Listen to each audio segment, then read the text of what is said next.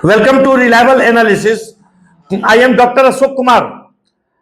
At this time, going to explain fifth and last chapter of History Class 10. Fifth and last chapter. The name of the chapter is Print Culture and the Modern World. Print Culture and the Modern World. ये history class 10 का last chapter है और board examination के लिए important है। इससे board examination में question पूछे जाएंगे। तो इस चैप्टर में हम लोगों को यह स्टडी करना है कि सबसे पहले तो प्रिंट नाम की कोई चीज थी नहीं दुनिया में। प्रिंट यानी छपाई। बुक्स वर नॉट प्रिंटेड और published. Everything was being done orally यानी मौखिक रूप से पढ़ाई होती थी। Oral education was prevalent in ancient times. Oral education, यहां तक कि ऋग्वेदा की रचना जो है मौखिक रूप से की गई थी। उस समय आर्ट ऑफ राइटिंग नहीं था, लेकिन धीरे धीरे ये आर्ट ऑफ राइटिंग डेवलप हुआ। कहां से प्रारंभ हुआ आर्ट ऑफ राइटिंग का? प्रारंभ में लोग किस प्रकार लिखते थे, कैसे प्रिंटिंग का डेवलपमेंट हुआ और प्रिंटिंग का किस प्रकार से इफेक्ट हुआ सोसाइटी के ऊपर, इसका क्या प्रभाव हुआ, ये सब कुछ जो है हम लोग को इस चैप्टर में स्टडी करना है कि प्रिंट का कहां स्टार्ट हुआ, कैसे ये पूरे दुनिया में फैला। और ये जो मॉडर्न प्रिंटिंग हम लोग देख रहे हैं आजकल जो बुक आ रहा है, तो ये मॉडर्न प्रिंटिंग प्रेस का आविष्कार कब हुआ, किसने किया, ये समूचा चीज हम लोग को इस चैप्टर में स्टडी करना है। लेकिन सबसे पहले इस एजुकेशनल चैनल को आप से आग्रह है कि सब्सक्राइब कीजिए और इसके वीडियो को लास्ट तक देखिए, ताकि आपको बोर्ड एग्जाम में काफी अच्छा ढंग से 100% मार्क्स आ सके। मेरे द्वारा पढ़ाया हुआ कोई भी स्टूडेंट 90% से कम मार्क्स कभी नहीं लाता है, ये एक बात याद रखिएगा। और इस विश्वास के साथ आप स्टडी कीजिए मेरे क्लासेज का, निश्चित तौर पर आपको 95% और उससे भी ऊपर 100% तक मार्क्स आ सकता है, अगर थोड़ा भी ध्यान दीजिएगा तो। जहां तक सवाल है कि प्रिंट कल्चर का, तो आज जिस प्रकार से प्रिंटिंग का प्रचलन है, तो ये समझना बहुत आसान है कि प्रिंट से क्या फायदा है। Everything we have printed, newspapers, books, magazines, periodicals, circulars, calendar, diary, advertisement, cinema, poster, सब कुछ आज हमारे पास प्रिंटेड है। प्रिंटेड लिटरेचर है। लेकिन यहां पर यह हम लोग को स्टडी करना है कि आज से कुछ 100 वर्षों पहले यह प्रिंट कल्चर नहीं था। तो उस समय लोग क्या करते थे, तो इस तरह से हम लोगों को उस काल के बारे में, उस टाइम के बारे में सोचना चाहिए जिस समय की आर्ट ऑफ प्रिंटिंग नहीं था। किस प्रकार से लोग अपने भावों विचारों को व्यक्त करते होंगे, किस प्रकार से प्रिंट का प्रारंभ हुआ होगा। और हम लोग को इस चैप्टर में यह भी स्टडी करना है कि ईस्ट एशिया में प्रिंटिंग का सबसे पहले बिगिनिंग हुआ, सबसे पहले प्रारंभ ईस्ट एशिया में हुआ, और तब इसका एक्सपेंशन यूरोप में और इंडिया में प्रिंट कल्चर का हुआ है। और उसके बाद मॉडर्न प्रिंटिंग, सबसे पहले मॉडर्न प्रिंटिंग नहीं थी, मैनुअल प्रिंटिंग होता था, मैनुअल प्रिंटिंग। और वो मैनुअल प्रिंटिंग का स्थान लिया मॉडर्न प्रिंटिंग प्रेस ने। तो प्रिंटिंग प्रेस के माध्यम से प्रिंट होने लगा। तो ये सब के बारे में हम लोग को डिटेल इस चैप्टर में स्टडी करना है। सबसे पहले कि प्रिंट का प्रारंभ कहां से हुआ, तो प्रिंट का प्रारंभ हुआ चाइना से। चीन में सबसे पहले आर्ट ऑफ प्रिंटिंग का प्रारंभ हुआ और कागज का भी दुनिया में सबसे पहले निर्माण चीन में हुआ था। लेकिन यहां पर आप लोग को एक कंफ्यूजन नहीं होना चाहिए कि सबसे पहले कागज यानी पेपर का निर्माण हुआ था इजिप्ट में, यानी जिसको हिंदी में मिस्र कहते हैं, तो इजिप्ट में हुआ था। वहां पेपीरस के का एक पौधा होता था, तो पेपीरस के पौधे के पत्तियों से और छाल से बनाया जाता था पेपर, इसीलिए पेपीरस से पेपर शब्द का निर्माण हुआ है। तो पेपर शब्द जो है ये इजिप्ट से ओरिजिनेट हुआ है, यानी सबसे पहले किसी न किसी रूप में पेपर इजिप्ट यानी मिस्र में प्रारंभ हुआ, उसका निर्माण हुआ, यानी इजिप्ट की खोज है। लेकिन जो मॉडर्न पेपर आज हम लोग यूज करते हैं, ये निश्चित तौर पर चीन में सबसे पहले बना था। सबसे पहले चीन की ये देन है जो है मॉडर्न पेपर। तो मॉडर्न पेपर के साथ साथ प्रिंटिंग की कला भी चीन ने दुनिया को दिया है। चीन में लोग पेपर को रब करके लेटर लिखते थे, पेपर को रब करके, खुरेज करके पेपर में। कल्पना कीजिए कि पेपर है, उसको खुरेज करके कुछ लिखा जा सकता है ना, तो इस प्रकार से पेपर को रब करके लिखते थे, खुरेज करके लिखते थे। एक लिखने का तरीका था, और दूसरा था would block printing. Would block printing का मतलब हुआ कि चीन के लोग क्या करते थे कि वुड का ब्लॉक बना लेते थे, काठ का एक ब्लॉक बना लेते थे। आप लोग को याद होगा कि होली के समय कुछ बच्चा लोग बनाता है इस टाइप का, आलू के ऊपर लिख देता है 420, या चोर, आलू को खोद करके लिख देता है 420, या चोर, इस टाइप का कुछ शब्द लिख देता है, और वो खुदा हुआ आलू का आधा काट करके दो पार्ट कर लिया, और जो अंदर वाला पार्ट है ना उसमें लिख दिया खोद करके 420, और उसमें रंग उसके ऊपर लगा दिया, और रंग लगा करके किसी के शर्ट पर, किसी का गंजी पर छापा मार दिया, स्टैंपिंग कर दिया। समझ रहे बात को? आप लोग देखे होंगे ऐसा। यही है वुड ब्लॉक प्रिंटिंग, जिसका चीन ने सबसे पहले खोज किया था।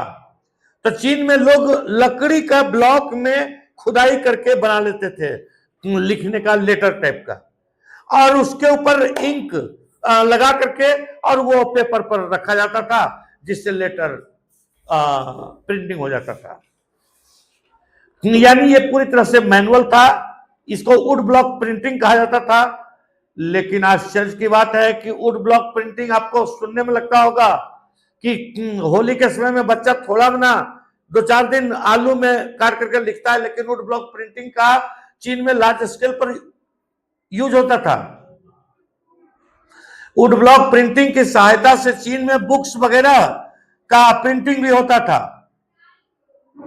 यानी ये हैंड प्रिंटिंग का प्रारंभ चीन में हुआ था, और चीन के बाद जापान, कोरिया इत्यादि में यानी ईस्ट एशिया में इसका प्रचार प्रसार हुआ। फिर यूरोप में, इंडिया इत्यादि में ये फैला प्रिंटिंग। तो this was a system of hand printing. अब फ्रॉम 594 या उसके बाद से क्या हुआ कि चाइना में बुक्स वगैरह का भी प्रिंटिंग होने लगा। इसी मैनुअल प्रिंटिंग के आधार पर बुक्स का भी प्रिंटिंग होने लगा। पेपर को रब करके बुक्स का प्रिंटिंग किया जाता था। इसका प्रारंभ चीन में हो गया। कब हुआ? तो 594 एडी में, और उसके बाद के काल में। दूसरी तरफ जो है वुड सरफेस को खोद करके ब्लॉक बना दिया जाता था। लकड़ी का कोई प्लेन है, उसमें खोद करके लेटर बना दिया गया, और उसमें इंक रख करके प्रिंट किया। ये वुड ब्लॉक प्रिंटिंग कहलाता था। तो इस प्रकार से both sides of the thin porous sheet could not be printed. अब देखिए, ये जो वुड ब्लॉक प्रिंटिंग का या रब करके, पेपर के ऊपर रब करके कोई चीज लिखने का जो स्टाइल था, मैनुअल राइटिंग, आप अच्छी तरह से समझ सकते हैं कि किसी पेपर के ऊपर दोनों तरफ पे ये हो नहीं सकता है, अरे उन दिनों जो पेपर था उस पर क्या लिखा जाएगा? आज जो पेपर है इस पर आप खोद करके लिखेगा तो दोनों तरफ लिखाएगा? नहीं लिखाएगा। या वुड ब्लॉक से आप इस पर प्रिंटिंग कीजिएगा तो आज भी नहीं होगा, क्योंकि वुड ब्लॉक से प्रिंटिंग कीजिएगा तो दूसरा तरफ लिखने लायक नहीं रह जाएगा। तो इसीलिए एक ही तरफ लिखा जाता था चीन में वुड ब्लॉक प्रिंटिंग में। तो पूरा sheet could not be printed. The traditional Chinese accordion book was folded. और इस प्रकार से जो चाइना में बुक का निर्माण किया गया उसका नाम हुआ एकॉर्डियन बुक। देखिए ये ऑब्जेक्टिव क्वेश्चन यहाँ पर पूछता है, गौर कीजिए बात को, कि वुड ब्लॉक प्रिंटिंग से यानी मैनुअल प्रिंटिंग से चीन में सबसे पहले किस बुक का को कंपोज किया गया? तो उसका आंसर है accordion book. Traditional Chinese accordion book was folded and stitched at the side. Superbly skilled craftsmen could duplicate with remarkable accuracy the beauty of calligraphy.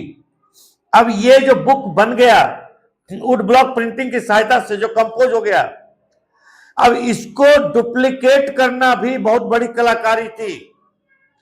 यानी इसके लिए सुपर्ब क्राफ्ट्समैन की आवश्यकता थी जो इसको डुप्लीकेट करेगा। कलाकारी है ना, जो उसको दूसरा उसका रूप सेम टाइप का दूसरा बुक बनाएगा। तो इस तरह से काफी एक्यूरेट करने की आवश्यकता थी और कैलीग्राफी यानी आर्ट ऑफ राइटिंग की आवश्यकता थी, तब ये बुक का प्रिंटिंग होता था। इसका मतलब हुआ कि वुड ब्लॉक प्रिंटिंग की सहायता से ये जो मैनुअल प्रिंटिंग था इसकी सहायता से बुक का प्रिंटिंग तो चीन में अवश्य शुरू हो गया, लेकिन इस टाइप का प्रिंटिंग वाज वेरी डिफिकल्ट। यह सोचना आसान है लेकिन इस प्रकार का प्रिंटिंग करके एक बुक को कंपोज करना काफी डिफिकल्ट था। चीन के लोगों ने एकॉर्डियन बुक को लिखा जरूर, लेकिन इसके लिए बहुत सुपर्ब क्राफ्ट्समैनशिप की आवश्यकता थी, कैलीग्राफी यानी आर्ट ऑफ राइटिंग की आवश्यकता थी। अब सवाल है कि ये इतना मेहनत से और इतना खर्च के बाद बुक की रचना होती थी किसके लिए? तो चीन की सरकार इस प्रकार का बुक्स पब्लिश कराती थी। काफी इसमें खर्च आता था। जो क्राफ्ट्समैन थे, जो राइटर थे, जो लिखते थे, उनको स्क्राइब कहा जाता था। स्क्राइब का मतलब हुआ कि that person who knew how to write, यानी जो लिखने की कला जानता था उसको स्क्राइब कहा जाता था। लिखने और पढ़ने की कला जो जानता था उसको स्क्राइब कहा जाता था। स्क्राइब का समाज में काफी आदरणीय स्थान था। आज भी समाज में पढ़े लिखे लोगों का बहुत अच्छा सम्मान है ना जी। समाज में पढ़े लिखे लोगों का आज भी काफी सम्मान है। तो इस तरह से स्क्राइब का काफी सम्मान था समाज में। तो imperial state in China for a very long time the major producer of printed material. तो चीन की सरकार प्रिंट करवाती थी, काहे के लिए? तो प्रिंट कराने से जो बुक बनता था, जो बुक प्रिंट होता था, उस बुक को पढ़ करके एग्जामिनेशन देना होता था। कॉम्पिटिटिव एग्जामिनेशन भी जिस प्रकार से सबसे पहले कागज का निर्माण चीन के लोगों ने किया, आर्ट ऑफ राइटिंग का प्रारंभ चीन में हुआ, उसी प्रकार से दुनिया में सबसे पहले कंपटीशन चीन में शुरू हुआ। कॉम्पिटिटिव एग्जामिनेशन शुरू दुनिया में सबसे पहले चीन में हुआ। तो चीन में जो स्टूडेंट्स थे उनको ये लिटरेचर पढ़ना पड़ता था। आर्ट ऑफ राइटिंग जो वुड ब्लॉक प्रिंटिंग से माध्यम से लिखा जाता था उसको पढ़ना पड़ता था, और पढ़ करके तब वो परीक्षा देते थे। और एग्जामिनेशन में जो सक्सेसफुल रहते थे स्टूडेंट्स, ऐसे ही स्टूडेंट्स को चीन की सरकार के द्वारा ऑफिसर के पद पर अपॉइंट किया जाता था। ऐसे पढ़े लिखे हुए और विद्वान सरकारी पदाधिकारियों को चीन में मंडेरिन कहा जाता था। ऐसे चीन के लैंग्वेज को भी मंडेरिन कहा जाता है। तो इस प्रकार के विद्वानों को चीन में अपॉइंट किया जाता था, यानी ब्यूरोक्रेटिक नेटवर्क के लिए चीन में आर्ट ऑफ राइटिंग का प्रयोग होता था। बुक्स का पब्लिकेशन सरकार के द्वारा होता था। इंपीरियल स्टेट ऑफ चाइना, चीन की सरकार के द्वारा, यानी चीन के राजा के द्वारा बुक का प्रिंटिंग किया जाता था, और उसका मकसद था कि चीन के स्टूडेंट्स पढ़े उस बुक को, पढ़ करके कंपटीशन दे, और जो सक्सेसफुल हो उनको ब्यूरोक्रेसी में, नौकरशाही में, यानी ऊंचा ऊंचा ओहदा दिया जा सके। China possessed a huge bureaucratic system which recruited its personnel through civil service examinations. जैसा कि आपको बतलाया कॉम्पिटिटिव एग्जामिनेशन, या इसको सिविल सर्विस एग्जामिनेशन कहिए। सिविल सर्विस एग्जामिनेशन का प्रारंभ भी दुनिया में सबसे पहले चीन में हुआ। तो इसके लिए सरकार के खर्च पर सरकार इसका स्पॉन्सर करती थी। लार्ज स्केल में जो है टेक्स्ट बुक का पब्लिकेशन होता था, और काफी तादाद में होता था। तो under the censorship of the imperial state, imperial state का यानी किंग का, चीन के राजा का जो सेंसरशिप लगा हुआ रहता था, उसी सेंसरशिप को पालन करते हुए, फॉलो करते हुए बुक का पब्लिकेशन करना था। यानी सेंसरशिप का मतलब हुआ कि बुक में कोई राजा के खिलाफ बात नहीं लिखी होनी चाहिए, राज्य के खिलाफ कोई बात नहीं होनी चाहिए, और बुक का पब्लिकेशन होता था। और इसका टोटल स्पॉन्सरशिप चीन के किंग करते थे। तो from the 16th century the number of examination candidates went up and that increase the volume of print. तो धीरे धीरे क्या हुआ कि नंबर ऑफ कैंडिडेट्स जो था, जो एग्जामिनेशन देते थे, उनकी संख्या में बढ़ती वृद्धि होती चली गई। जैसे जैसे उनकी संख्या बढ़ती गई, जैसे जैसे आबादी चीन की बढ़ती गई, वैसे वैसे कंपटीशन देने वाले स्टूडेंट्स की संख्या में वृद्धि होती गई, और उसके लिए ज्यादा से ज्यादा वॉल्यूम में बुक्स का पब्लिकेशन करना जरूरी हो गया।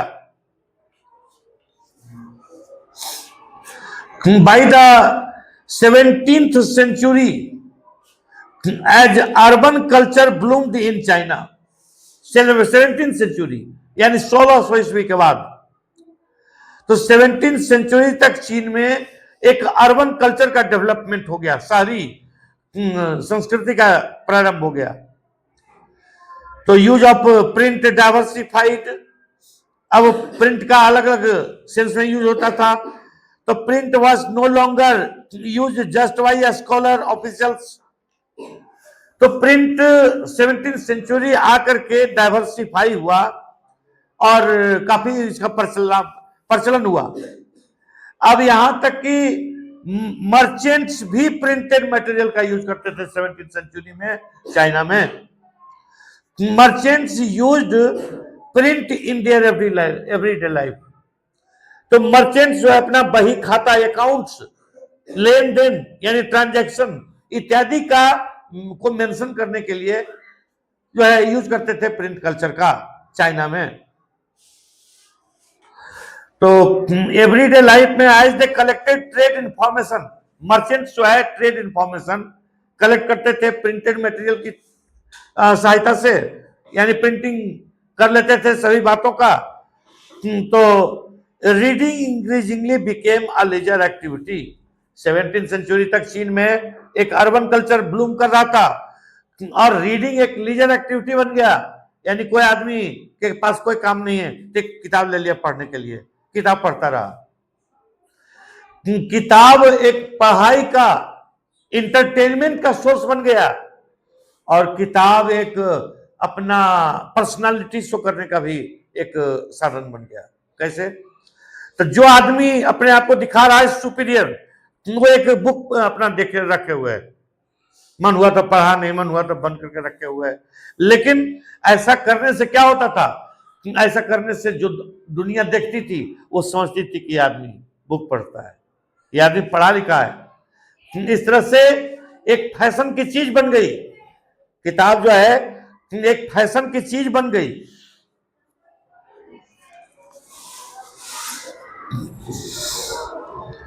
तो print no longer used just by scholars, merchants used in their everyday life as they collected trade information. Reading increasingly became a leisure activity. New leadership preferred fictional. अब ये new leadership यानी जो नया समाज में वर्ग उत्पन्न लिया, न्यू जनरेशन, ये लोग पढ़ना चाहते थे फिक्शनल नरेटिव्स यानी कहानी की किताबें, poetry, autobiography and anthologies of literary masterpieces यानी लिटरेचर का जो है संकलन इत्यादि स्टडी करना चाहते थे. रोमांटिक प्लेस और रोमांटिक नाटक इत्यादि लोगों को पसंद था. तो ये 17वीं सेंचुरी तक लोग हर एक प्रकार का जो है बुक पढ़ते थे. जो धनी परिवार की महिलाएं थी वो भी पढ़ती थी. Rich women began to read and many women began publishing their poetry and plays. तो कई औरतें जो धनी परिवारों की थी तो एंटरटेनमेंट के लिए बुक पढ़ती थी. याद रखिए कि ये काल वो था जिस समय लोग बुक को एंटरटेनमेंट का सबसे बड़ा सोर्स मानते थे. और खास करके जो बुक में कहानियां इत्यादि है, उन कहानियों को लोग पढ़ने में काफी दिलचस्पी लेते थे. रात रात भर जग करके लोग चाहते थे कि एक नॉवल लिए हैं तो इसको खत्म कर डालें. यहां तक कि जो विद्वान लोग थे उनकी वाइफ भी पढ़ी लिखी हुई थी. तो wives of a scholar published their works and courtesans wrote about their lives. तो इस तरह से बुक रीडिंग का जो कल्चर था, एकॉर्डियन बुक के रीडिंग का जो कल्चर था वो धीरे धीरे करके फैलता चला गया. जो स्कॉलर्स की वाइफ थी वो भी बुक पढ़ती थी. जो लोग काम करते थे वे भी बुक पढ़ते थे. और जो बड़े ऑफिसर थे उनकी वाइफ वगैरह भी बुक का पब्लिशिंग करती थी. और इस प्रकार से new technology was organised by a new technology western printing technique. तो रीडिंग कल्चर जो स्टार्ट हुआ चीन में, इस रीडिंग कल्चर में चार चांद लगाने का काम कर दिया वेस्टर्न प्रिंटिंग प्रेस.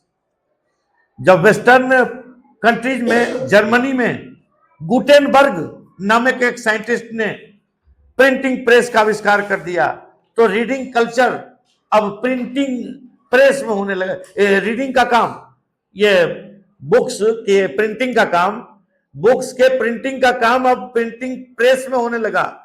जब मशीनों के द्वारा प्रिंटिंग होने लगा तो बुक्स काफी तादाद में छापना संभव हो गया. पहले प्रिंटिंग मैनुअल होता था, हाथों से होता था, तो काफी परिश्रम करने के बाद भी कम ही संख्या में बुक का पब्लिकेशन होता था. लेकिन जब पब्लिकेशन मशीन की सहायता से होने लगा, इंडस्ट्री में होने लगा, तो फिर काफी तेजी से बुक का पब्लिकेशन शुरू हो गया. तो new culture was accompanied by a new technology. अब देखिए वेस्टर्न कंट्रीज में भी आर्ट ऑफ राइटिंग का डेवलपमेंट हुआ.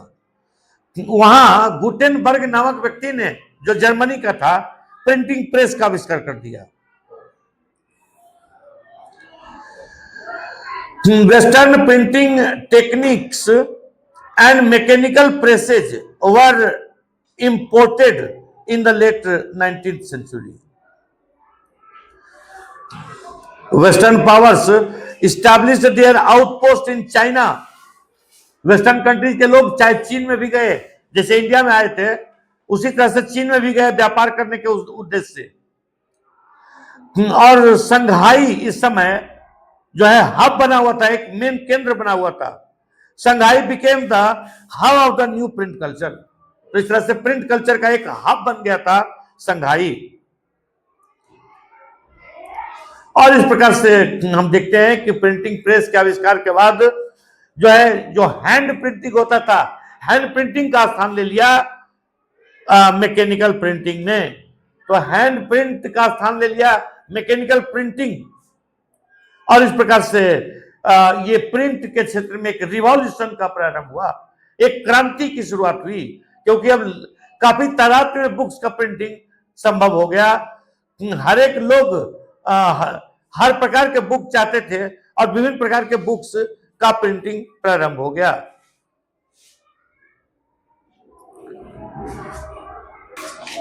तो इस प्रकार से वेस्टर्न कंट्रीज में यानी जर्मनी में प्रिंटिंग प्रेस का आविष्कार जब हुआ तो प्रिंटिंग प्रेस के माध्यम से प्रिंटिंग का काम होने लगा। और इस तरह से पहले जो काम हैंड प्रिंटिंग से होता था अब वो मैकेनिकल प्रिंटिंग से होने लगा। पहले जो कुछ बुक्स का सिर्फ पब्लिकेशन होता था, अब मैकेनिकल प्रिंटिंग होने के बाद यानी फैक्ट्री में प्रिंटिंग होने के कारण से काफी तादाद में प्रिंटिंग होने लगा। यानी हैंड प्रिंटिंग जो है वो शिफ्ट हो गया धीरे धीरे करके मैकेनिकल प्रिंटिंग में।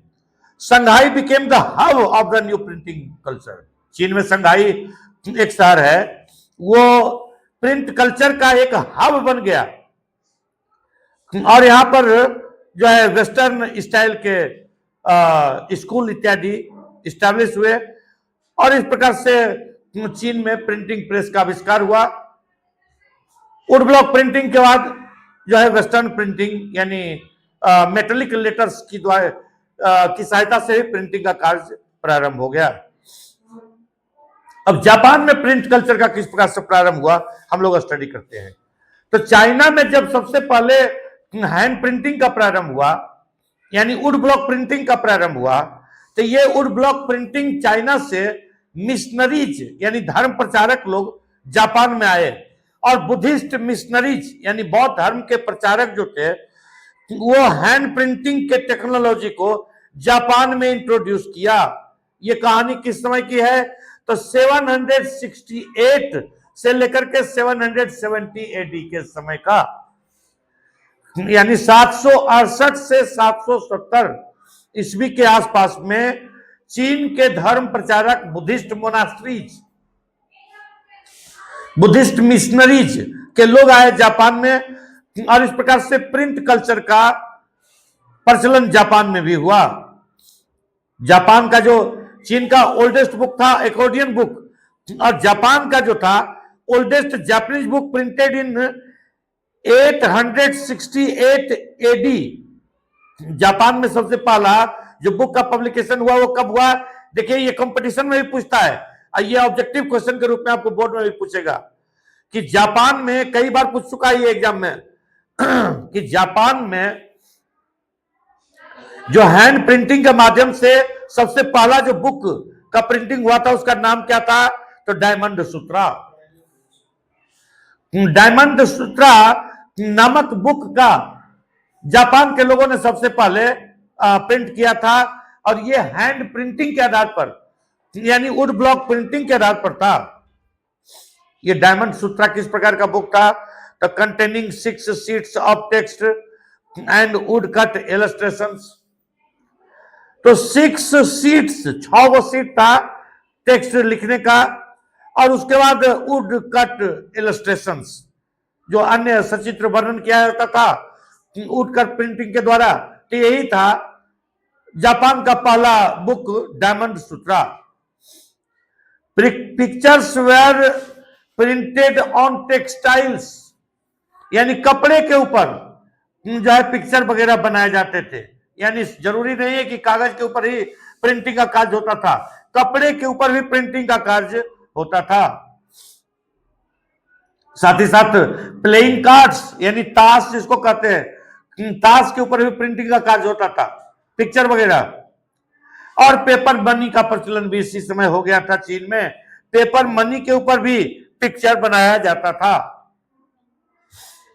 मेडावल टाइम में जापान में जो है कई पोएट्स हुए और प्रोज राइटर्स हुए। तो पोएट और प्रोज राइटर्स ये सब ने जो है रेगुलरली बुक्स का पब्लिकेशन किया और इसका परिणाम हुआ कि धीरे धीरे जापान में बुक सस्ता होने लगा और एबंडेंटली अवेलेबल होने लगा, यानी काफी तादाद में अवेलेबल होने लगा, जिसको कि आम आदमी भी पढ़ सकते हो। तो printing of visual material led to interesting publishing practices, यानी विजुअल मटेरियल यानी पिक्चर, ड्राइंग इत्यादि का प्रिंटिंग ये धीरे धीरे काफी पॉपुलर हो गया। क्योंकि एक बात आप गौर कीजिए कि कोई आदमी बहुत पढ़ा लिखा रहेगा तो प्रिंटिंग तो पढ़ जाएगा, चाहे एक ऑडियन बुक का हो या डायमंड सूत्रा का हो, तो प्रिंटिंग तो पढ़ जाएगा। लेकिन पिक्चर को तो एक अनपढ़ आदमी भी देख करके कुछ न कुछ अनुमान लगा सकता है, समझ सकता है। तो पिक्चर बना हुआ बुक जो है काफी पॉपुलर हुआ। Printing of visual material led to interesting publishing practices. Late 18th century में the flourishing urban circle at Edo, तो देखिए लेट 18th सेंचुरी में येदो में प्रिंट कल्चर का डेवलपमेंट हुआ। येदो आज के समय में कहा जाता है, उसका मॉडर्न नेम है टोक्यो, जो जापान की राजधानी है। तो जापान की राजधानी उस समय था, इसका नाम एदो। तो एदो में प्रिंट कल्चर का जो है प्रसार हो चुका था। और लेट 18th सेंचुरी में in the flourishing urban culture at Edo illustrated collections of paintings depicted an elegant urban culture. तो इस प्रकार से 18th सेंचुरी में एक अर्बन कल्चर का डेवलपमेंट हो चुका था जापान में, ऐसा उसके चित्रों को देखने से पता चलता है।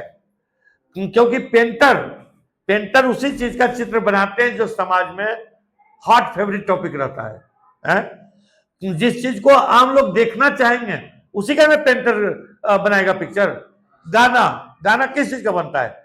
जो समाज का हॉट फेवरेट टॉपिक रहता है उसी पर गाना बनता है, तब तो उसको लोग सुनना चाहेंगे। तो इस तरह से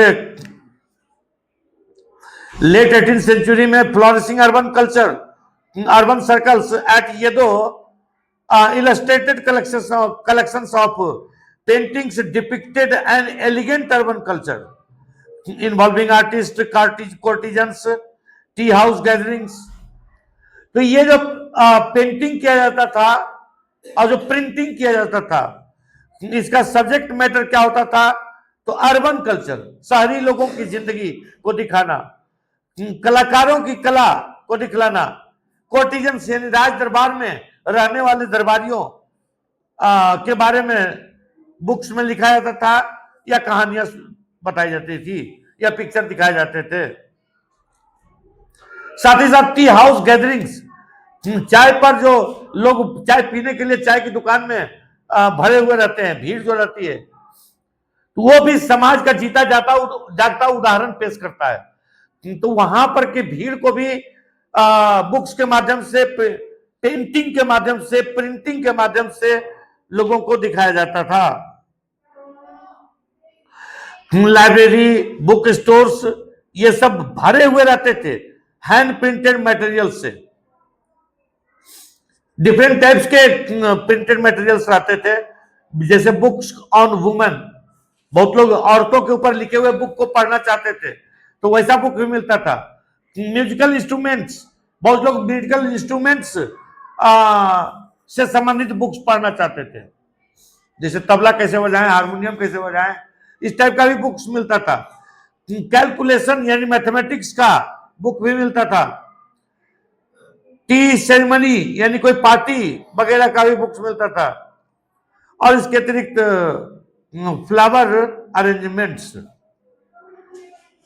प्रॉपर एटिक्वेट यानी शिष्टाचार के ऊपर बुक भी उस समय मिलता था मार्केट में। कुकिंग के ऊपर बुक अवेलेबल था और फेमस प्लेसेस के ऊपर। तो इस तरह से ये जापान का आपको आर्ट ऑफ राइटिंग था, यानी हैंड प्रिंटिंग। चाइना से जापान जब आई बुद्धिस्ट मिशनरीज के माध्यम से, तो जापान में भी आर्ट ऑफ राइटिंग का प्रचार प्रसार हो गया। अब एक नाम है जापान में, उसका स्टडी थोड़ा सा करना जरूरी है। उस व्यक्ति का नाम है कितागावा उतामारो। जापान में एक व्यक्ति इस तरह से हम लोग इस समय जापान में एक कितागावा उतामारो नाम के एक आर्टिस्ट का जिक्र इस समय पढ़ रहे हैं। तो कितागावा उतामारो कौन थे? तो उनका जन्म येदो में हुआ था, येदो जिसको आजकल टोक्यो कहा जाता है। 1753 में कितागावा उतामारो का जन्म येदो में हुआ था और उन्होंने एक आर्ट फॉर्म का प्रारंभ किया जिसके लिए उनको हिस्ट्री में जाना जाता है। तो contribution to an art form, उस आर्ट फॉर्म को कहा जाता है यूकियो। यूकियो यूकियो यानी pictures of the floating world. Floating world का, तैरते हुए दुनिया का एक पिक्चर बनाने का काम किया था कितागावा उतामारो ने, जिसके चलते कितागावा उतामारो को वर्ल्ड हिस्ट्री में याद किया जाता है। और ये प्रिंट जो था ये ट्रेवल हुआ उस समय अमेरिका तक, अमेरिका से लेकर के यूरोप, और इस तरह से बड़े बड़े कलाकारों को भी कितागावा उतामारो का जो फ्लोटिंग वर्ल्ड यानी तैरते हुए दुनिया का जो पिक्चर था उसने प्रभावित किया और ये काफी प्रचलित हुआ। यानी एक प्रकार का आर्ट फॉर्म था यूकियो, जिसका सूत्रधार कौन थे? तो कितागावा उतामारो, जो पूरे दुनिया में फैल गया, अमेरिका, यूरोप इत्यादि तक। अब नेक्स्ट टॉपिक हम लोग को है पढ़ना कि प्रिंट कम्स टू यूरोप, यानी प्रिंट कल्चर यूरोप में कैसे आया। तो प्रिंट कल्चर यूरोप में तब आया जब इटली का एक ट्रेवलर जिसका नाम था मार्को पोलो, वो चीन आया और चीन में उसने वुड ब्लॉक प्रिंटिंग को सीखा। और जब वो लौट करके गए इटली में, तो इटली में सबसे पहले जो है वुड ब्लॉक प्रिंटिंग का प्रचलन हुआ और फिर इटली से वुड ब्लॉक प्रिंटिंग का प्रचलन धीरे धीरे यूरोप के अन्य भागों में, अमेरिका इत्यादि में हुआ। Paper made possible the production of manuscripts. दूसरी तरफ पेपर चूंकि इस समय खोज हो चुकी थी कागज की, और इस तरह से कागज की सहायता से मैन्युस्क्रिप्ट्स का निर्माण करना संभव हो गया था। मैन्युस्क्रिप्ट का मतलब होता है हस्तलिखित प्रति, हैंड रिटन पेपर को कहा जाता है मैन्युस्क्रिप्ट्स। तो पहले प्रिंटिंग नहीं था तो मैन्युस्क्रिप्ट लिखा जाता था, हस्तलिखित प्रति तैयार की जाती थी। तो चूंकि पेपर की खोज हो चुकी थी इस कारण से मैन्युस्क्रिप्ट यानी हस्तलिखित प्रतिलिपि का निर्माण संभव हो गया था। और ये हस्तलिखित प्रतिलिपि कौन लिखते थे? तो स्क्राइब। स्क्राइब का मतलब हुआ राइटर। उस समय स्क्राइब की समाज में काफी इज्जत थी, जिनको लिखना पढ़ना आता था उनकी काफी इज्जत थी समाज में। तो स्क्राइब जिनकी काफी पूछ थी उनके द्वारा यह लिखा जाता था हैंड रिटन।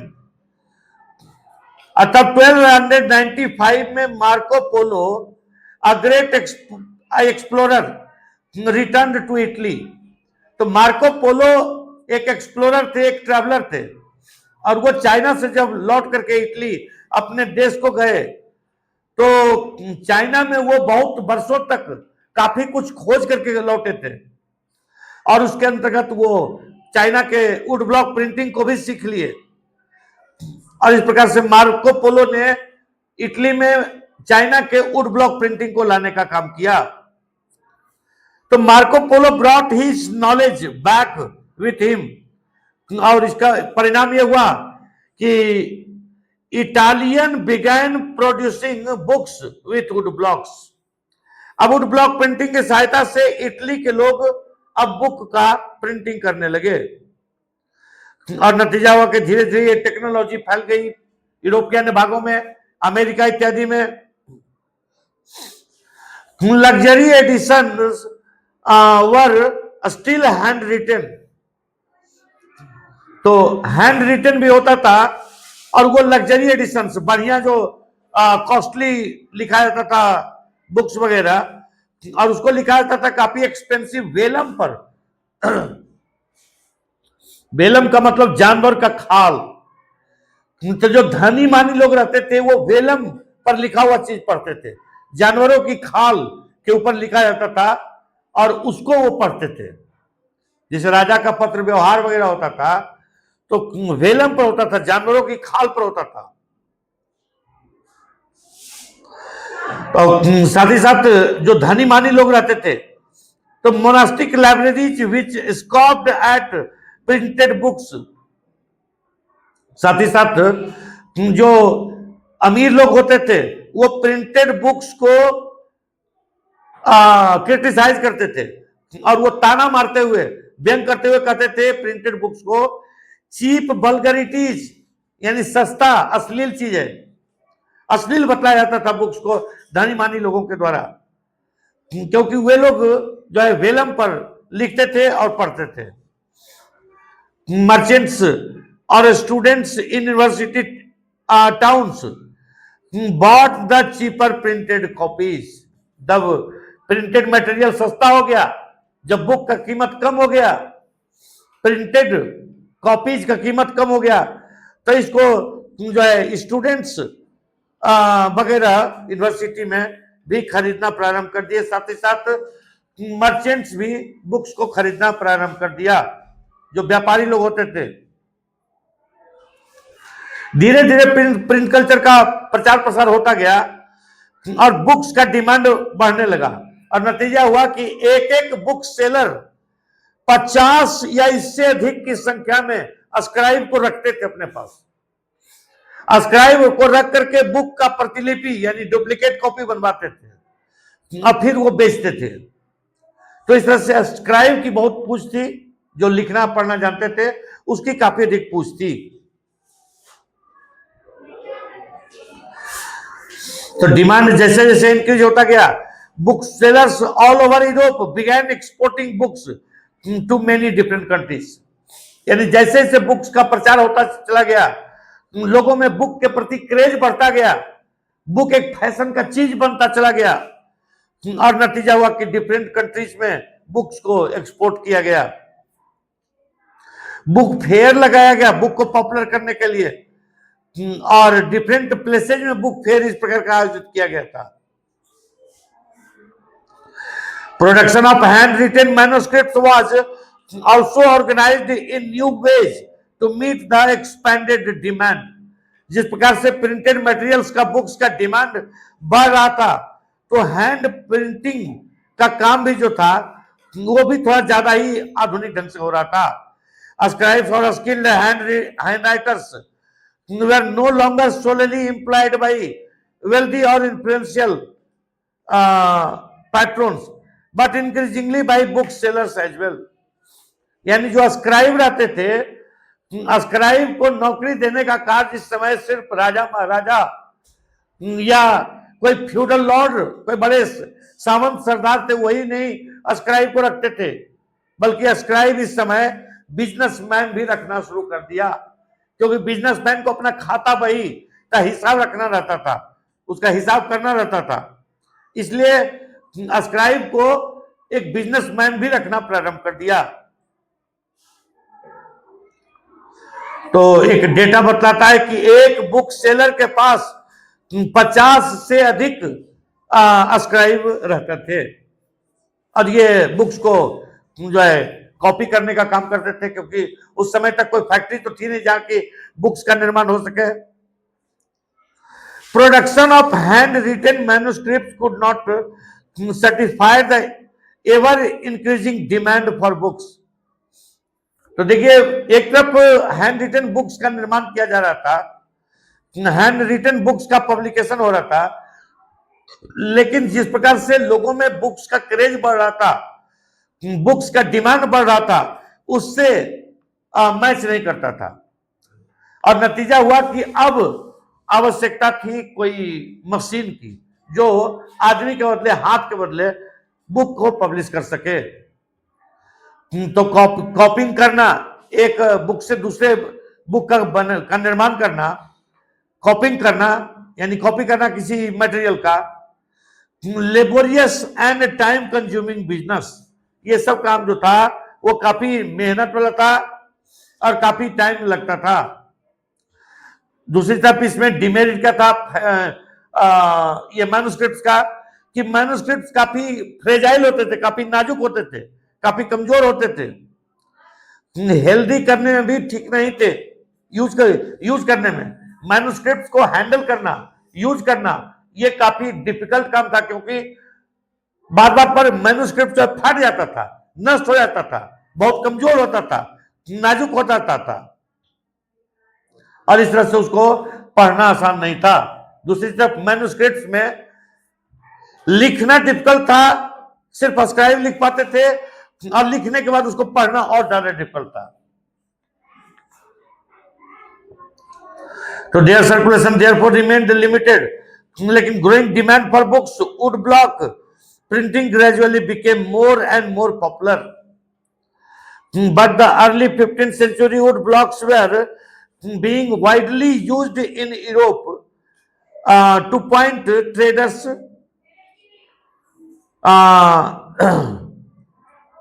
प्लेइंग कार्ड्स, यानी जो है प्लेइंग कार्ड्स को प्रिंट करने के लिए, टेक्सटाइल यानी कपड़े के ऊपर प्रिंट बनाने के लिए, और रिलीजियस पिक्चर बनाने के लिए प्रिंटिंग का काम होता था।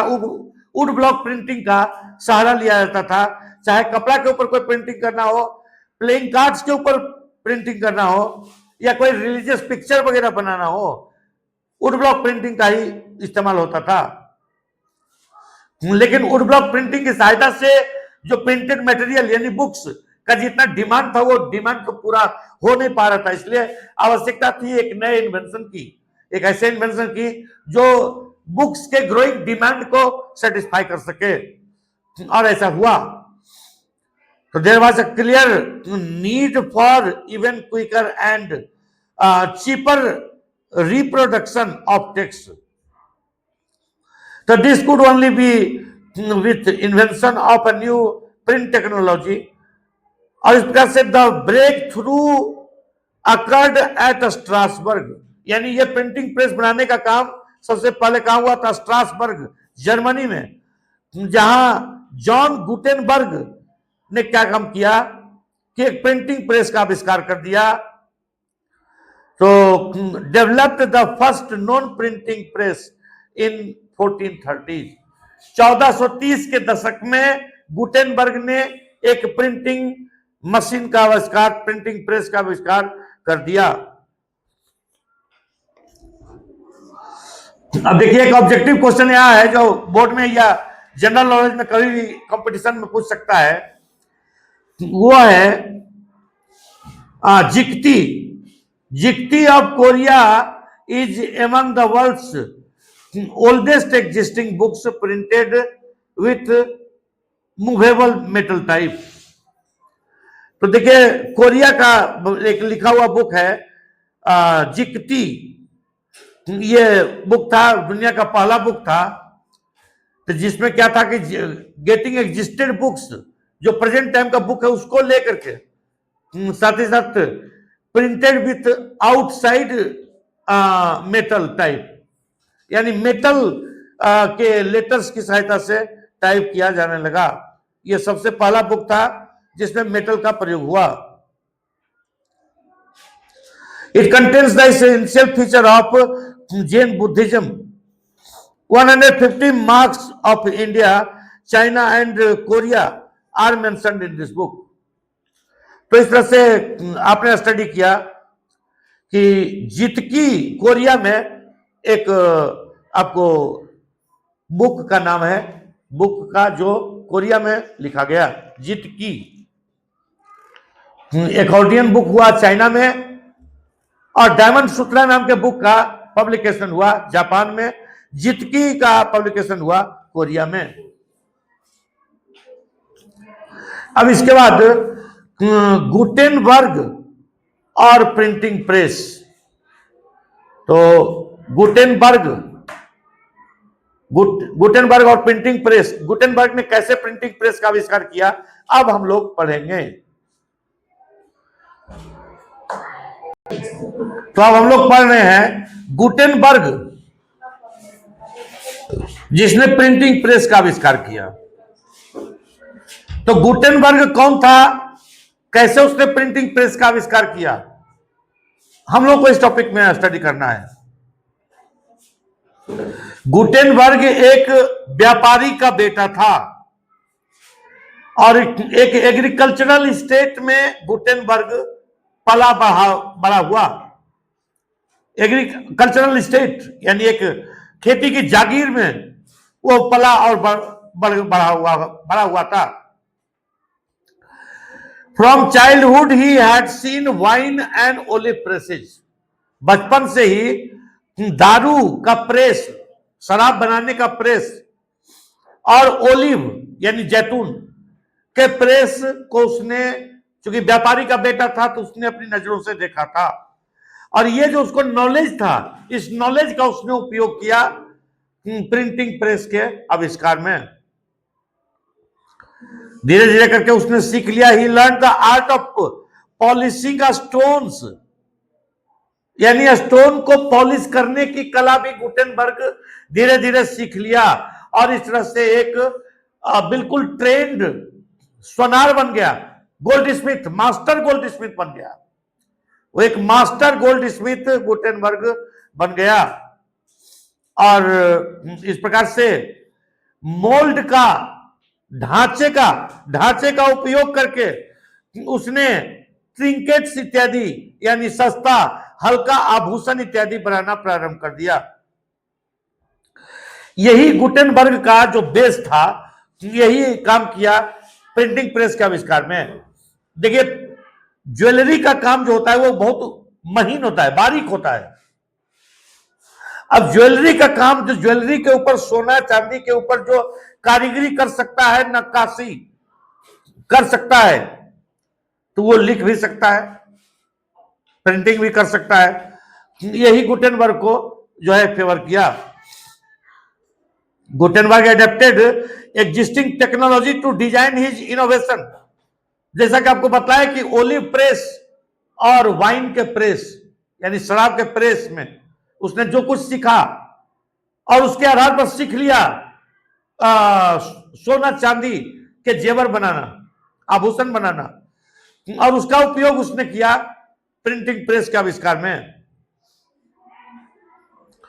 Olive press provided model for the printing press. Molds were used for casting the metal types for the letters of the alphabet। चूंकि मोल्ड्स का इस्तेमाल करता था वो, तो मोल्ड्स का इस्तेमाल करके वो छोटे मोटे आभूषण बना लिया करता था, यानी ट्रिंकेट्स बनाता था। और इसी मोल्ड्स की सहायता से उसने अल्फाबेट का निर्माण करने में सफलता हासिल कर ली। अल्फाबेट जैसे लेटर होता है ना, ABCD से लेकर के XYZ तक, तो लेटर को बनाने में उसे सफलता की प्राप्ति हो गई। और 1448 में गुटेनबर्ग ने अपने प्रिंटिंग के कार्य को परफेक्ट बनाया। तो इस प्रकार से 1430 में ही गुटेनबर्ग ने प्रिंटिंग प्रेस को बनाने में सफल हो गया था, लेकिन आमतौर पर काउंट होता है 1448, क्योंकि 1448 में गुटेनबर्ग ने अपने इन्वेंशन को परफेक्ट बनाया। और इस प्रकार से सबसे पहला बुक जो गुटेनबर्ग ने पब्लिश किया वो था बाइबल। तो क्रिश्चियन लोगों का धर्म ग्रंथ है बाइबल, और इस तरह से सबसे पहले उसने बाइबल की रचना की। लगभग 180 कॉपीज बाइबल का सबसे पहले प्रिंट किया गया।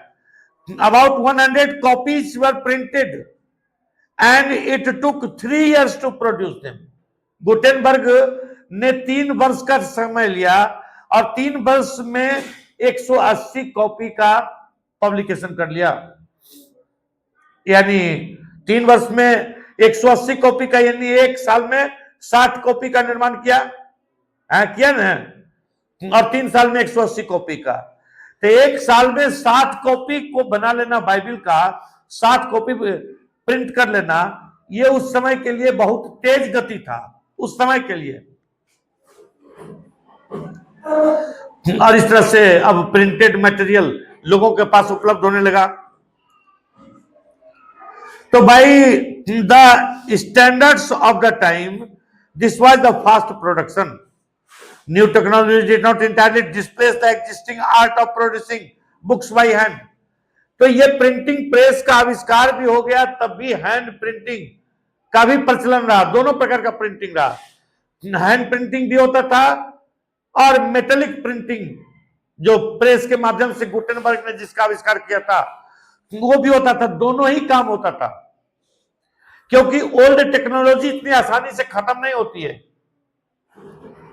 जैसे अब क्लोथ बनाने के लिए देखिए, अगर फैक्ट्री इस्टेब्लिश होने लगा, तब भी जो हैंड की सहायता से जो क्लोथ का प्रोडक्शन होता था वो तुरंत बंद नहीं हो गया, अभी भी थोड़ा ना होता है। अभी भी रुई से धागा काट करके बुनकर बुनते हैं, हैंडलूम वगैरह का निर्माण होता है ना, कपड़ा। तो इसी तरह से प्रिंटिंग प्रेस के आविष्कार के बाद भी हैंड प्रिंटिंग और मैकेनिकल प्रिंटिंग दोनों प्रकार के प्रिंटिंग का प्रचलन रहा। तो प्रिंटिंग जो मटेरियल था वो मैन्युस्क्रिप्ट से मिलता जुलता था। मैन्युस्क्रिप्ट जो यानी जो हैंड रिटेन डॉक्यूमेंट था उससे बिल्कुल मिलता जुलता हुआ दिखता था कि the metal letters imitated the ornamental hand retain styles.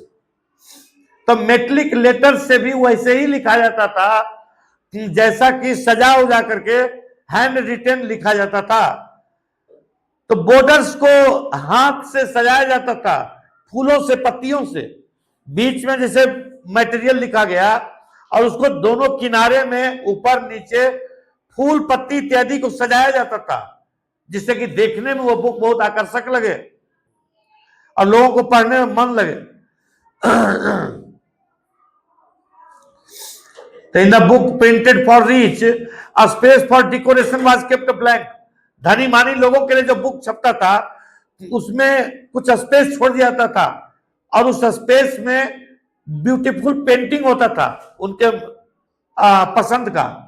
जो धनी मानी लोग होते थे वो जिस टाइप का पेंटिंग देखना चाहते थे, जिस चीज का पेंटिंग चाहते थे, उसका पेंटिंग ब्लैंक स्पेस में होता था। इस टाइप से बुक उस समय पब्लिकेशन होता था। तो each purchaser could choose the design and decide on the painting school that would do the illustrations।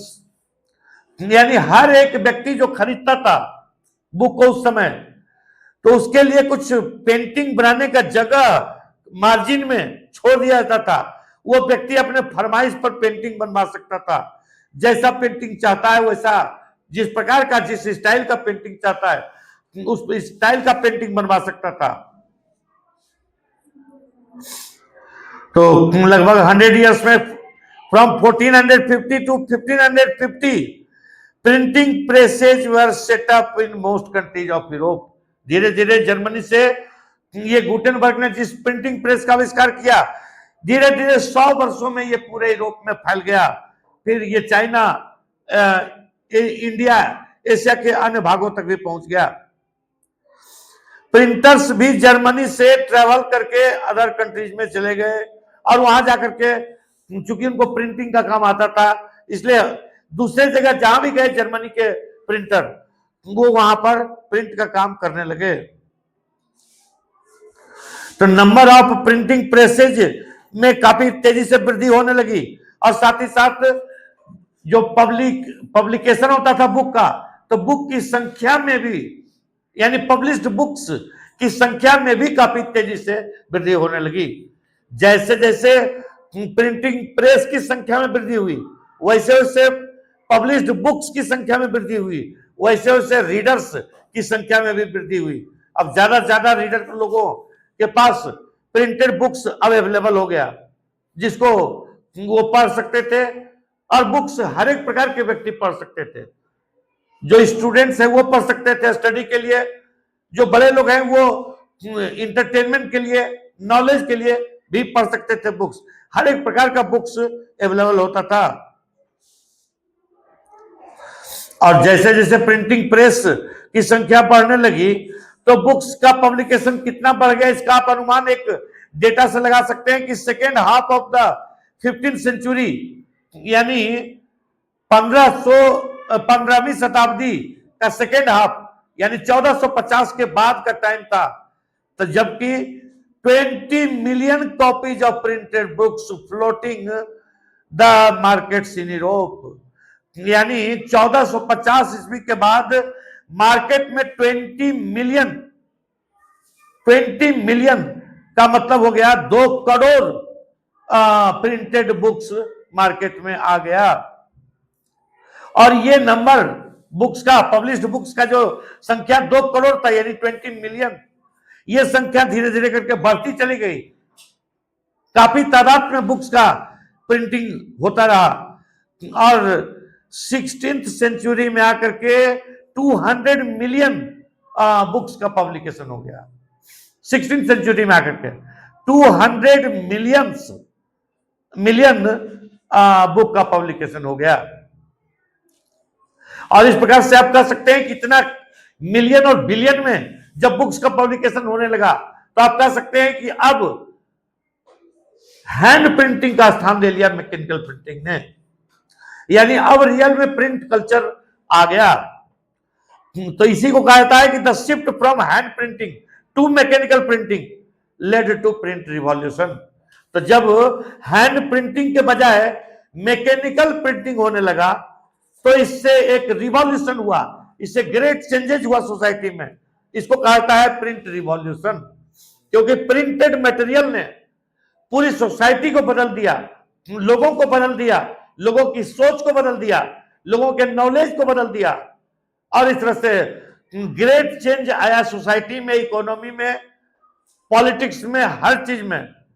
इसको प्रिंट रिवॉल्यूशन के नाम से जाना जाता है। हम लोग जानते हैं कि रिवॉल्यूशन का मतलब होता है ग्रेट चेंज। ये ग्रेट चेंज प्रिंट के कारण से हुआ, इसलिए इसको प्रिंट रिवॉल्यूशन के नाम से जाना जाता है। नेक्स्ट टॉपिक हम लोग का है कि print revolution and it's impact. अब प्रिंट रिवॉल्यूशन का परिणाम क्या हुआ? तो परिणाम यह हुआ कि लोगों की जिंदगी को बदल दिया, लोगों के बीच के रिलेशनशिप को बदल दिया, लोगों के लिए नॉलेज गेन करना अब आसान हो गया, और इस तरह से अब एक रीडिंग कल्चर डेवलप होने लगा। प्रिंटिंग प्रेस के आने से काफी तादाद में बुक्स का पब्लिकेशन होने लगा। प्रिंटिंग रिड्यूस्ड, अब प्रिंटिंग ज्यादा जब होने लगा, प्रिंटिंग प्रेस के माध्यम से प्रिंटिंग होने लगा, तो इसका परिणाम क्या हुआ कि प्रिंटिंग का कॉस्ट काफी कम हो गया। प्रिंटिंग में टाइम और लेबर जितना चाहिए था वो कम हो गया।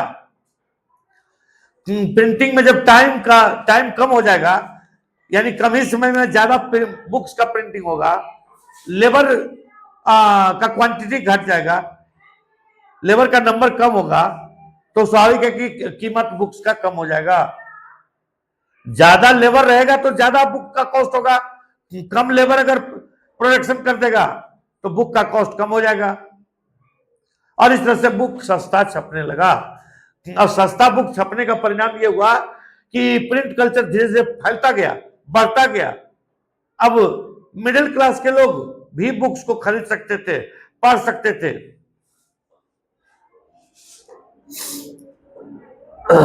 तो बुक्स की मार्केट में एक प्रकार से बाढ़ सी आ गई, और हर व्यक्ति तक डायरेक्ट या इनडायरेक्ट बुक का पहुंच हो गया। जो खुद नहीं पढ़ना जानता था वो किसी दूसरे व्यक्ति के साथ बुक पढ़ सकता था, यानी कोई दूसरा पढ़ रहा है वो सुन सकता था। यानी हर एक व्यक्ति को प्रिंट कल्चर ने कहीं ना कहीं अपने आप में समेट लिया, और इस तरह से बुक का एक्सेस, यानी बुक तक पहुंच सभी व्यक्ति की हो जाने से इसका परिणाम क्या हुआ कि एक रीडिंग कल्चर का डेवलपमेंट हुआ। अब सभी लोग पढ़ना चाहते थे, तो reading was restricted to the elites. पहले रीडिंग सिर्फ जो एलाइट्स थे, जो एलिट क्लास के लोग, यानी पढ़े लिखे लोग, हाई फाई लोग, ऑफिसर रैंक के लोग थे, ये लोग सिर्फ पढ़ते थे। लेकिन अब प्रिंट कल्चर के डेवलपमेंट के बाद, प्रिंट रिवॉल्यूशन के बाद प्रिंटिंग सस्ता हो गया, प्रिंटेड बुक्स की कीमत कम हो गई, और अब एलिट क्लास के लोग के साथ साथ अब कॉमन लोग भी बुक खरीदने लगे। तो पहले जहां एलिट क्लास के लोग बुक पढ़ते थे, अब common people lived in a world of oral culture. They heard sacred text read out, ballads recited and folk tales narrated। तो अब लोग बुक की सहायता से बालाड वगैरह पढ़ने लगे, फॉक टेल्स, फॉकलोर इत्यादि सुनने लगे, कहने लगे, क्योंकि अब बुक अवेलेबल हो चुका था। अब लोग क्या करते थे कि एक साथ एक आदमी स्टोरी कहता था और सभी लोग सुनते थे। एक आदमी बुक में पढ़ता था स्टोरी, और उस स्टोरी को सुनने के लिए कई व्यक्ति एक जगह पर जमा हो जाते थे। तो did not read a book individually and silently, यानी एक व्यक्ति जो बुक पढ़ता था, ऐसा नहीं था कि वो सिर्फ अपने लिए पढ़ता था। एक व्यक्ति पढ़ता था तो कई व्यक्ति सुनते थे। जैसे अभी भी आप गांव देहात वगैरह में देखिएगा कि रामायण एक आदमी पढ़ते हैं तो कई लोग सुनते हैं। तो बुक का कीमत भी कम हो गया था, तो books were not only expensive but they could not be produced in sufficient number. लेकिन अब तो उल्टा हो गया था, प्रिंटिंग प्रेस के आने के बाद अब बुक की संख्या भी काफी अधिक थी, काफी तादाद में बुक का पब्लिकेशन हो रहा था, और बुक की कीमत भी कम हो चुकी थी, जिसको कि साधारण व्यक्ति, लोअर मिडिल क्लास का व्यक्ति भी खरीद सकता था। तो books could reach out to wider sections of people. If earlier there was a hearing people, पहले हियरिंग पीपल थे, तो now a reading public came into being. धीरे धीरे पढ़ने के प्रति, पढ़ाई लिखाई के प्रति बुक्स के आ जाने से लोगों में जागरूकता, लोगों में इंटरेस्ट आता चला गया, और नतीजा हुआ कि पहले हियरिंग पीपल थे, यानी सोसाइटी में अधिकांश लोग सुनते थे कहानी, पढ़ते थे एक आध दो तो अस्क्राइब सिर्फ, लेकिन अब धीरे धीरे करके लोग खुद ही पढ़ना शुरू कर दिए, क्योंकि अब पढ़ना संभव हो गया। बुक्स की सहायता से कोई व्यक्ति अब चाहे तो पढ़ सकता था। तो इस तरह से हियरिंग पब्लिक अब रीडिंग पब्लिक में कन्वर्ट होने लगा। तो transition was not so simple. Books could be read only by literate and the rates of literacy in most European countries were very low. तो हम लोग ये भी जानते हैं कि बहुत कम ही लोग पढ़े लिखे थे, और इस कारण से कुछ ही लोग पढ़ सकते थे, बाकी लोग नहीं पढ़ सकते थे। और इस कारण से ये कहना तो आसान है कि रीडिंग कल्चर आ गया, लेकिन प्रैक्टिकली ऐसा था नहीं। Till the 20th century, how then could publishers persuade the common people to welcome the printed book. कहता है कि अगर अधिकांश लोग पढ़े लिखे ही नहीं थे, बुक पढ़ ही नहीं सकते थे, तो फिर पब्लिशर कैसे लोगों को आकर्षित करते कि आप बुक खरीदिए और पढ़िए। और इस तरह से they had to keep in mind the wider reach of the printed book. Even those who did not read could certainly enjoy listening to books being read out। यानी चूंकि ज्यादा लोग समाज में पढ़े लिखे नहीं थे, इस कारण से कोई एक आदमी पढ़ता था, बाकी लोग सुनते थे, सुन करके एंजॉय करते थे। और इस तरह से बालाड्स इत्यादि का पब्लिकेशन जो है कॉमन हो गया। फॉक टेल्स, फॉकलोर इत्यादि का पब्लिकेशन होने लगा। illustrated with pictures, or these were then sung and recited in gatherings in villages and taverns in town। taverns कहा जाता है जहां पर शराब खाना होता है। शराब खाना मतलब जहां पर लोग दारू पीते थे। चाय टी हाउसेज में जहां चाय पीते थे, जहां दारू पीते थे, यानी टावर्न्स। सब जगह लोग बुक पढ़ते थे, और जो नहीं पढ़ सकते वो सुनते थे। और इस प्रकार से ओरल कल्चर धीरे धीरे प्रिंट कल्चर में कन्वर्ट हो रहा था। तो ओरल कल्चर दस entered print and printed material was orally transmitted. अब जो पहले जो ओरल कल्चर था सिर्फ मैन टू मैन बातों को बतलाया जाता था, अब प्रिंटेड हो चुका था। अब वो प्रिंटेड मटेरियल को कोई व्यक्ति पढ़ करके दूसरे को सुनाता था। जो एक विभाजन रेखा थी ओरल कल्चर में और रीडिंग कल्चर में।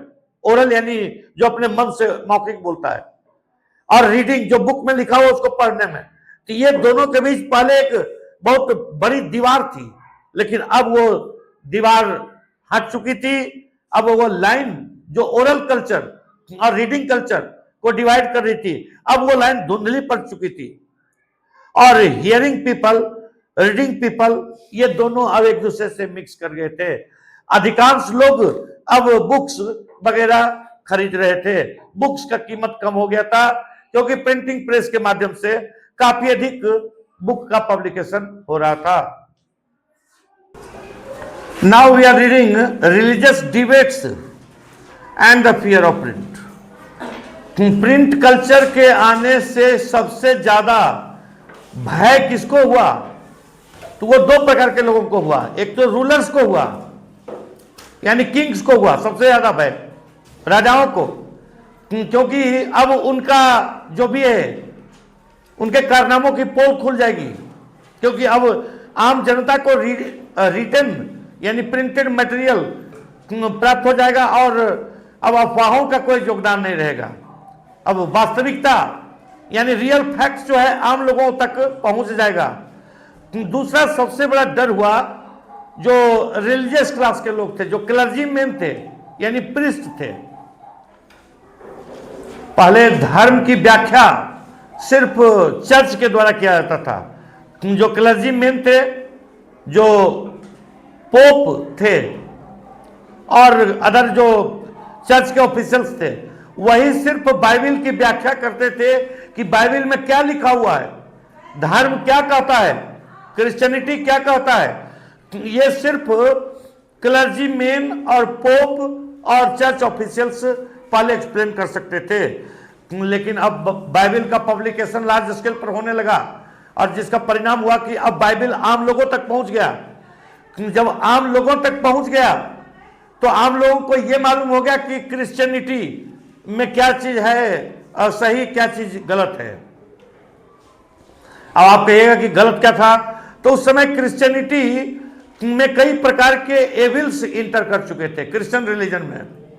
उस समय जो चर्च ऑफिशियल्स थे वो पूजा पाठ और पवित्रता और धार्मिक कार्यों के बजाय भोग विलास, ऐशो आराम, राग रंग में दिन रात डूबे रहते थे।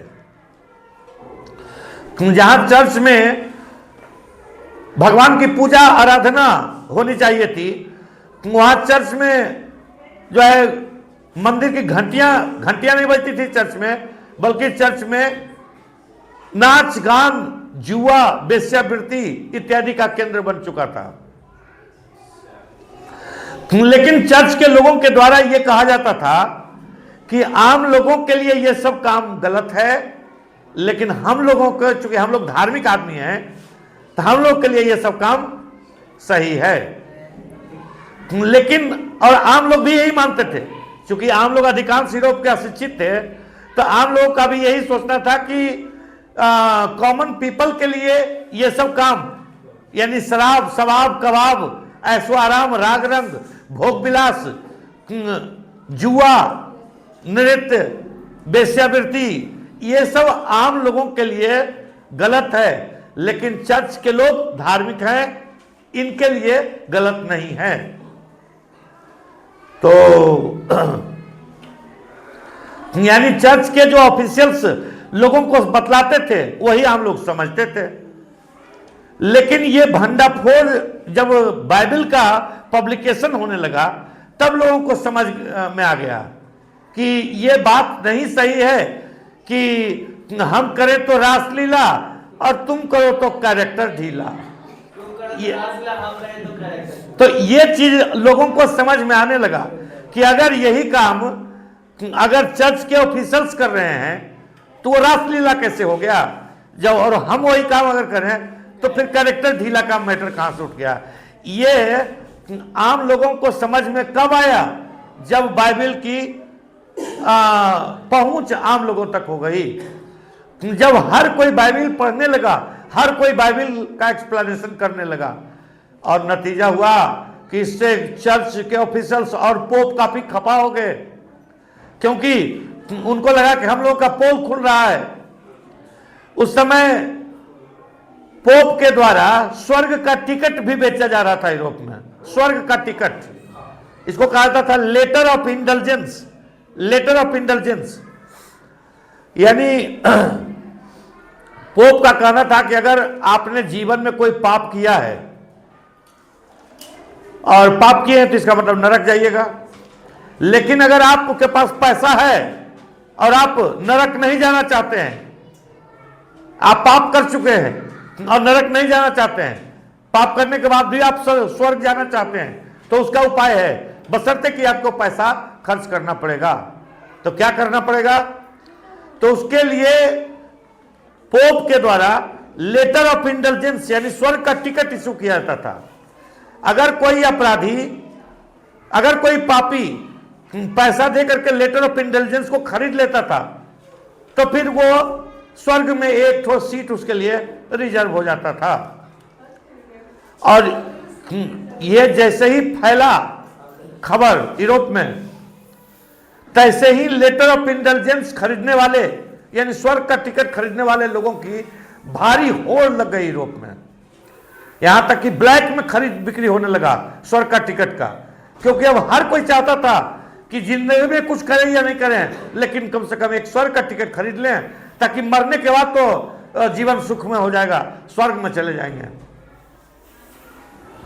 स्वर्ग। और इस प्रकार से लेटर ऑफ इंटेलिजेंस यानी स्वर्ग के टिकट का ब्लैक मार्केटिंग तक होने लगा और चर्च को काफी पैसा आने लगा, धन आने लगा। इस पैसे से चर्च के ऑफिशियल्स अपना भोग विलास, शराब, शबाब, कबाब, नृत्य, गान, वेश्यावृत्ति इत्यादि का जो खर्च है वो चला पाते थे।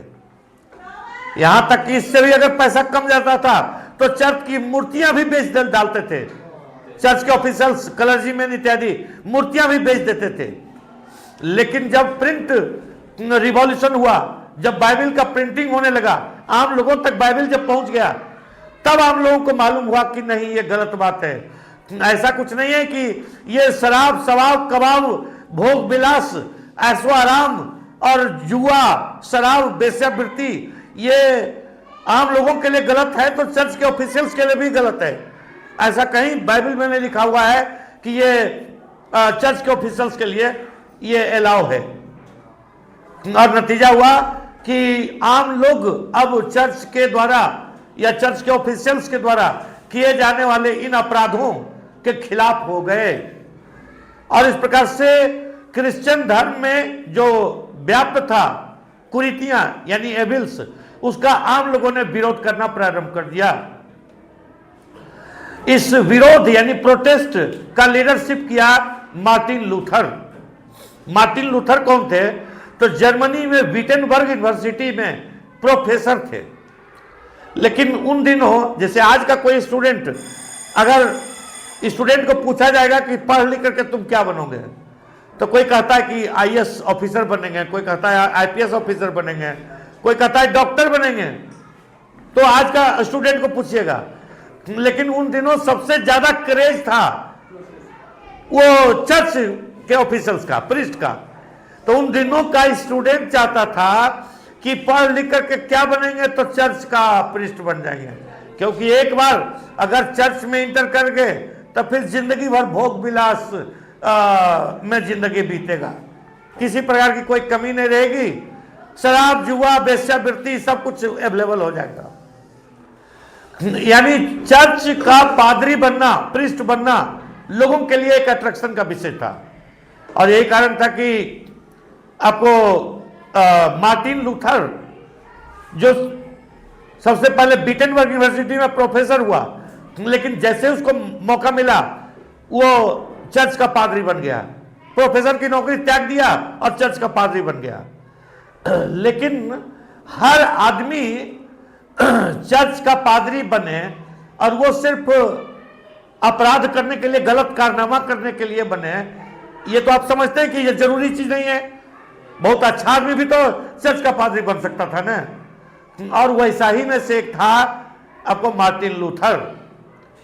मार्टिन लूथर ने जब चर्च का पादरी जब वो हुआ और देखा कि चर्च के अंदर इतनी एविल्स है, इतनी बुराइयां हैं, अनएथिकल प्रैक्टिसेस चल रहा है, चर्च के अंदर जो है पूजा पाठ अध्यात्म यानी नाम की कोई चीज नहीं रह गई है, यहां सिर्फ ऐशो आराम, भोग विलास, राग रंग इत्यादि का कार्य हो रहा है, तो उसने पोप का और चर्च के इन कारनामों का विरोध किया।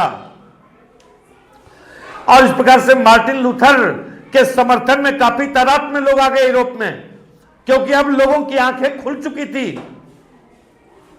कि इस प्रकार के अनएथिकल प्रैक्टिसेज में जो चर्च के ऑफिशियल्स और पोप लगे हुए हैं ये गलत है। साथ ही साथ 14th सेंचुरी में यूरोप में एक इंटेलेक्चुअल रिवॉल्यूशन भी हो चुका था जिसको रिनेसा के नाम से जाना जाता है।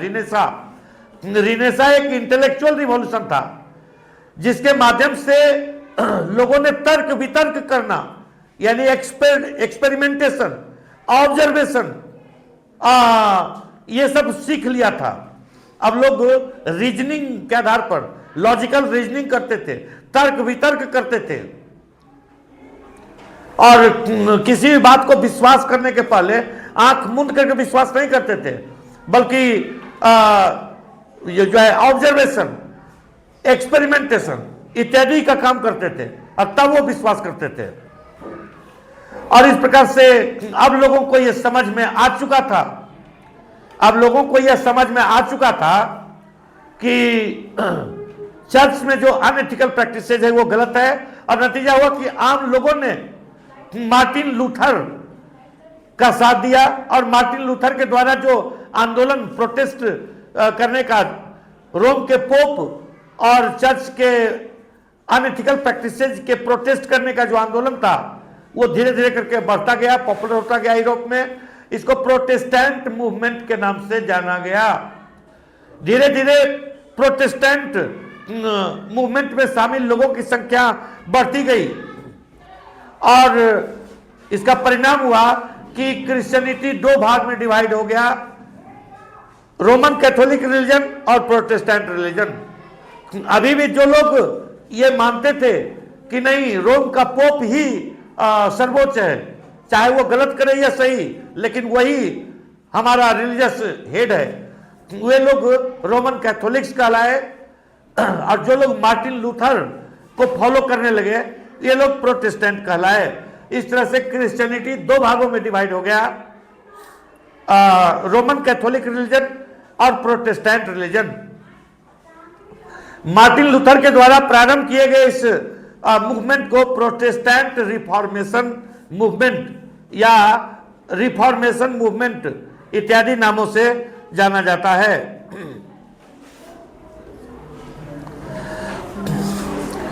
तो 1517 में रिलीजियस रिफॉर्मर मार्टिन लूथर ने 95 थेसिस लिखा।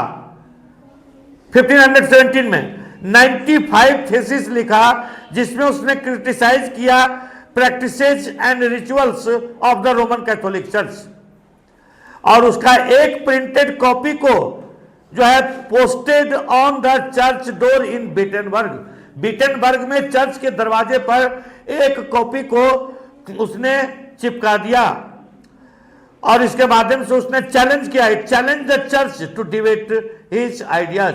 उसने चर्च को चैलेंज किया कि मेरे आइडियाज को डिबेट करो कि कैसे सही है, जो काम आम आदमी के लिए गलत है वो चर्च के ऑफिशियल्स के लिए और पोप के लिए कैसे वो सही है, क्योंकि कहीं बाइबल में लिखा हुआ नहीं है। Martin Luther's writings were immediately reproduced in vast numbers and read widely. काफी तादाद में लोग मार्टिन लूथर के विचारों को सपोर्ट करने लगे और इस तरह से क्रिश्चियन रिलीजन में एक डिवीजन हो गया और इस आंदोलन को, इस मूवमेंट को प्रोटेस्टेंट रिफॉर्मेशन के नाम से जाना जाता है। Luther's translation of the new testament sold 5,000 copies within a few weeks. Martin Luther ने बाइबिल का 5,000 न्यू टेस्टामेंट यानी बाइबिल का 5,000 कॉपी को उसने ट्रांसलेट किया और वो कुछ ही सप्ताह में बिक गई। और second edition appeared within 3 months। Deeply grateful to print, Luther said printing is the ultimate gift of God. और इस प्रकार से लोगों में अंधविश्वास, लोगों में अज्ञानता के अंधकार को दूर करने, चर्च में व्याप्त अनएथिकल प्रैक्टिसेज को दूर करने में मार्टिन लूथर को सहायता कहां से मिली? तो सहायता मिली प्रिंट कल्चर के माध्यम से। और इस तरह से मार्टिन लूथर ने प्रिंटिंग को उसने भगवान का गिफ्ट कहा और सबसे बड़ा गिफ्ट कहा। Several scholars in fact think that print brought about a new intellectual atmosphere and help spread the new ideas that led to reformation. तो इस प्रकार से प्रिंट कल्चर का एक बहुत बड़ा इंपैक्ट हुआ कि प्रोटेस्टेंट रिफॉर्मेशन मूवमेंट हुआ। क्रिश्चियनिटी 2 भागों में बट गई, रोमन कैथोलिक रिलीजन और प्रोटेस्टेंट रिलीजन।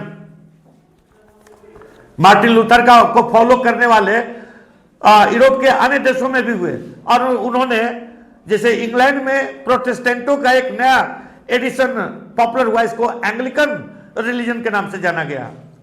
हॉलैंड में प्रोटेस्टेंटों का एक नया एडिशन पॉपुलर हुआ, इसको प्यूरिटन रिलीजन के नाम से जाना गया। तो इस तरह से प्रोटेस्टेंट मूवमेंट जर्मनी से स्टार्ट हुआ और ये धीरे धीरे करके पूरे यूरोप में ये प्रोटेस्टेंट मूवमेंट फैलने लगा। अब प्रिंट एंड डिसेंट, तो प्रिंट के कारण से राजशाही के प्रति लोगों में असंतोष होने लगा, क्योंकि लोगों के पास अब प्रिंटेड मटेरियल अवेलेबल हो गया और जिससे लोगों को यह जानकारी मिलने लगी कि धर्म में क्या बातें कही गई है, राजा के पास क्या अधिकार है, राजा को क्या करना चाहिए, एक धार्मिक व्यक्ति को क्या करना चाहिए और किसको नहीं, मतलब एक राजा को क्या नहीं करना चाहिए, एक धार्मिक व्यक्ति को, पोप को या चर्च ऑफिसर को क्या नहीं करना चाहिए। 16th सेंचुरी में मेनाचियो नाम का एक miller in Italy began to read books that were available in his locality. तो देखिए, एक व्यक्ति है मेनाचियो, तो उसने बुक्स पढ़ना शुरू कर दिया और उसने बाइबिल में जो मैसेज है उसका री इंटरप्रिटेशन करना शुरू कर दिया। बाइबिल में जो लिखा हुआ है उसका व्याख्या अपने से मेनाचियो ने करना शुरू कर दिया। अब चर्च का मानना था कि बाइबिल की में क्या लिखा है उसकी व्याख्या का अधिकार किसको है? सिर्फ चर्च को, सिर्फ पोप को और प्रीस्ट को है। लेकिन जब मेनाचियो ने स्वयं बाइबिल में लिखी बातों का एक्सप्लेनेशन करना प्रारंभ कर दिया तो इसका परिणाम क्या हुआ कि चर्च खफा हो गया।